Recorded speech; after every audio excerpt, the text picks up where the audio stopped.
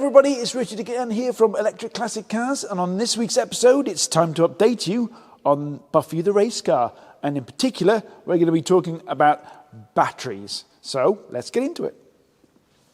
Right, to remind you where we're up to with the race car project, the motors are in, the wiring's done, low voltage and high voltage, suspension's all on, brakes are done, and if I open up this you can see some of the work. There we go. So in here we've got the rear battery box, and inside we've got the two side battery boxes. So obviously single seater, I'm going to be sitting in the middle, you've got a pack either side and one in the rear. And I now, this evening, have to kind of make up the battery packs that are going to populate these battery boxes. So over to the bench. Now then, on the bench we now have the three packs kind of made up in various different stages. This one is nearly finished, so I'd say that's 90% done. Now, if you remember, we got two side ones and the one behind me. That's a side one. That is the offside one. This is the middle, the rear one. So that's that funny H pattern one, because the Tesla motor kind of sits here. Gear reduction slightly sits into that. So that's the one behind me. That's, say, 50% finished. And then right down there is the one that we're going to do a little bit of work on tonight. And then before we get into it, I want to show you some numbers on the board, because, you know, people probably don't realise how much work there is in making up a battery pack. And I've got three of them to make up. So to explain why it's slightly complicated, I want to draw it on the board for you. So let's have a look at that. Right, now let's start with the first principles of what we're doing here. So this is a battery module. This is an LG Chem battery module. It runs around about, well, when it's absolutely full, it's 67 volts. Now, a Tesla motor runs at, say, maximum 400 volts. So if you put 6 of these in series, that's one connected to the next, connected to the next, connected to the next, etc., 6 times, that will get you up to, I think 67, but around about 403 volts. So that's why we've got 6 of these in series. But what is inside one of these modules? Well, essentially, you've got 16 individual cells just in this black box alone. So you can see there's lines going down here, and there's 8 of them, and each one of these is actually 2 cells per line, if you like. So there's 16 cells in series, and they're kind of like a big sandwich, you know, all those double-decker type sandwiches where you got bread, jam, etc., etc. 16 of those all stacked up inside there. So in there is 16 individual cells to make up a battery module, and then to make a battery pack, there's 6 battery modules in the pack, and that gets you up to the 400 volts that we need. Now, there's a lot of numbers there. And the reason why there's a lot of numbers is because I want to kind of convey, if you like, as to how much wiring there is to do when you're wiring up the battery management system on these. Now, battery management system, what's that? So the battery management system is the black boxes you see on the ends of the packs here, or ends of the modules, that are supervising the individual cells in here. So the cells themselves like to be between 4.2 volts, full, and 3.3 volts, which is empty. So their happy Goldilocks zone, if you like, is between those two voltages. And the BMS's job is to make sure that none of them go over, none of them go under. And bear in mind, there's lots and lots of cells here, so the BMS is also trying to make sure that all the cells are kind of at the same voltage as well. And if they're not, then it'll start balancing one down to bring it back down and hold the reins back a little bit and get them all the same. So the battery management system is there to supervise and make sure that the actual voltage of the cells is all good and healthy, but also the temperature as well. So there's little black wires on these as well. That's monitoring the temperature sensors in these modules to make sure they're not getting too hot or too cold either. I mean, you might need to heat the cells up. So the BMS is there to supervise everything and make sure all the cells are good. But to do that, they have to have visibility of the cells, and that means they need to be wired into the BMS. And that's where the numbers start to get a little bit high, let's say, when you're doing BMS wiring. And anybody that's done electric conversions out there will be going, nodding out there, going, oh, BMS wiring, oh, it's a nightmare, oh, because there's a lot of wires. And you've got to get them right as well, because if you get them wrong, bad things happen. If you imagine, the cell wires here and the BMS itself is expecting a voltage between, say, 3.2 volts and 3.3 volts and 4.2 volts. And if you've accidentally wired it wrong and all of a sudden it's getting 40 volts, well, guess what? Something's going to go pop. So before you actually even connect the wiring loom up to the BMS, you've got to test and check it all as well, which we'll cover later. But let's cover the numbers first. So as I was saying, there's 16 cells in each module. So each battery module has 16 cells, and there's 6 of them in total in this one pack here. So 6 times 16, I'm going to have to get the calculator. Can you do that in your head, Tim? Now we need Carol Vorderman. Yeah, we need Carol Vorderman. You're right there. She's good at maths. Anybody that's outside of the UK going, who's that? Let's Google Carol Vorderman. Right, Carol, see if you can beat me. So 16 times 6 is... That's 96 cells. So you've got 96 cells in a pack. But actually, to be honest, that's wrong. There's 17 wires we've got to hook up, because there's 16 cells, but you've got to have a negative on the first one. So 17 times 6, that's 102. So there's 102 wires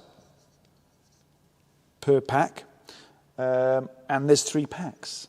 So times that by, oh, hang on, no, I've forgotten something as well. There's the temperature wires as well. So you've got 4 wires for temperature per module. So 4 times 6 there. I can do that in my head. I don't know why I did that on the calculator. So that is 126 wires per pack, and there's 3 packs. So 126 times 3, 126 times 3, 300. I'll write that in big letters. Big letters, big numbers. 378 wires I've got to do for this battery pack in the race car. And they've all got to be spot on and right. That's a lot of work. So let's show you actually, how to actually do the BMS wiring. We'll start on the one behind me.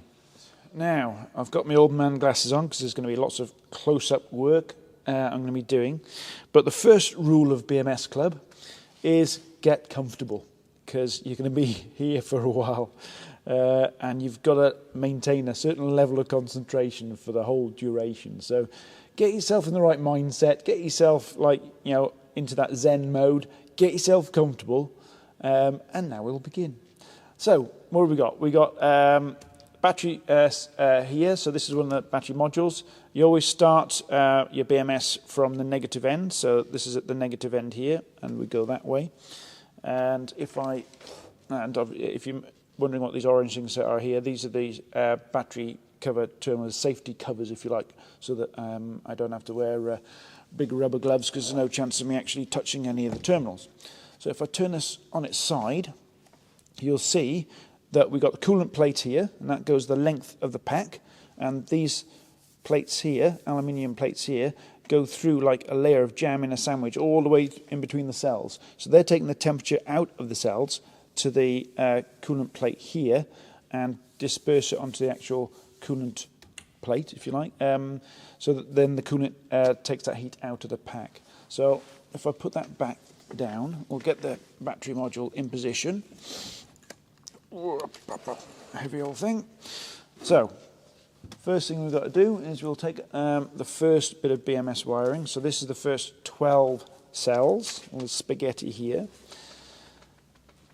And I'm going to go the old man glasses. If I plug it in there, I have now got, there's 2 BMS pickups on this battery module. All different types of batteries are different.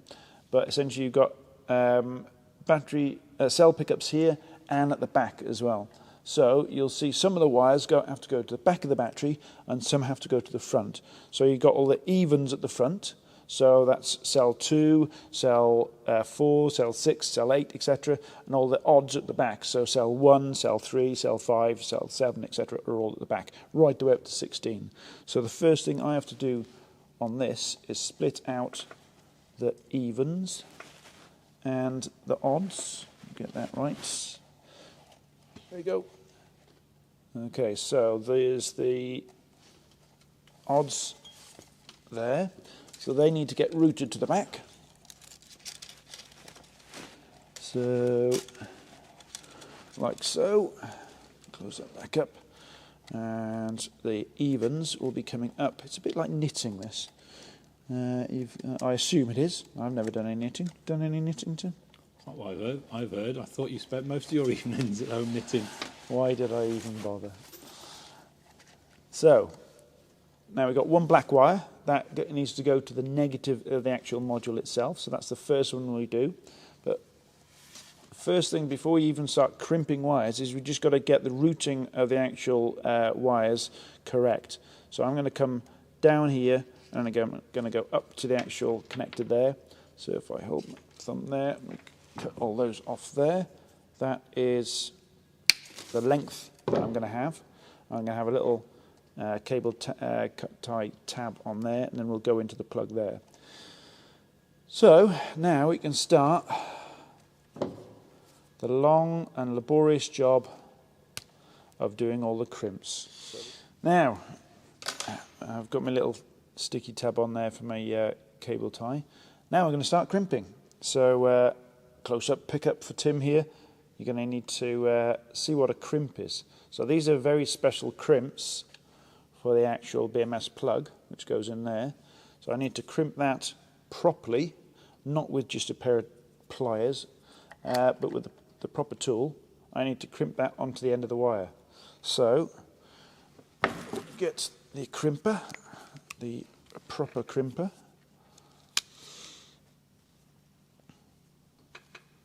So you put that in the jaws, and then you put that in there, and you crimp that up.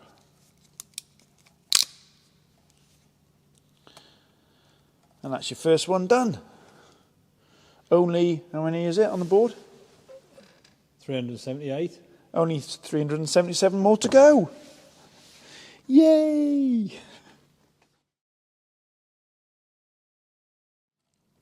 Right, so that's all the even numbers done. What we've got to do now is we've got to push them into the little connector.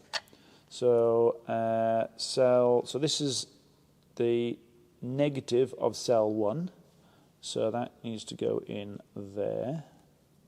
And you hear this very nice click.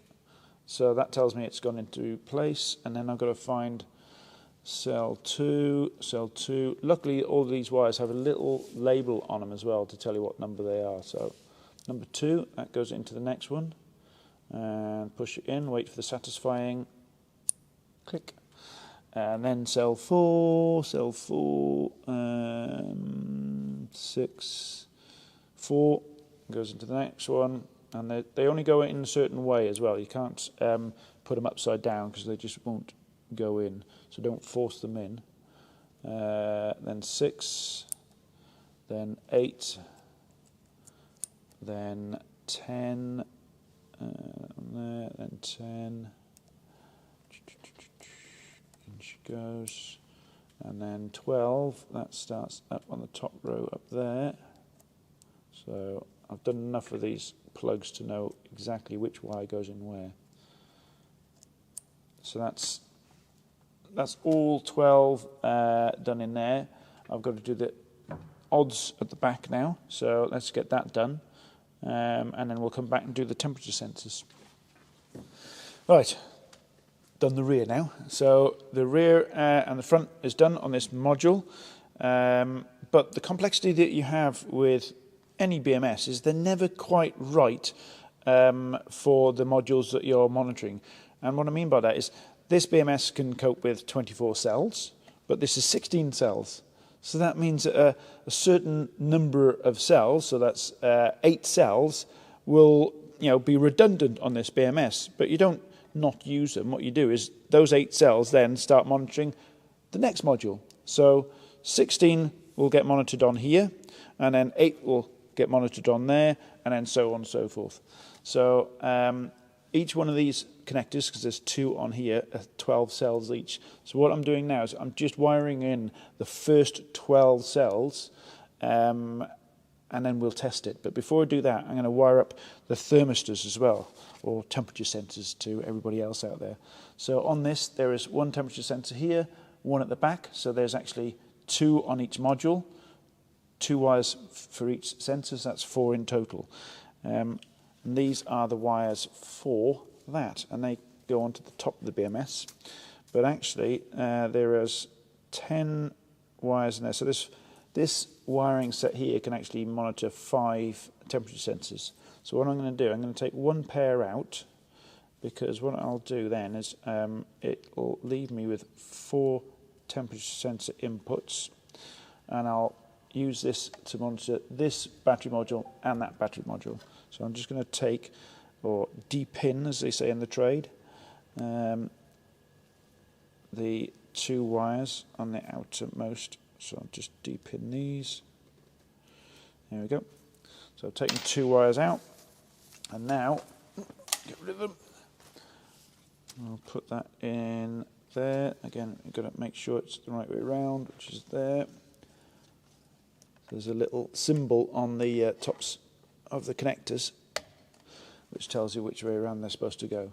So I'm going to take the top 2, so the first 2, which is that pair and that pair there, and I'll wire that into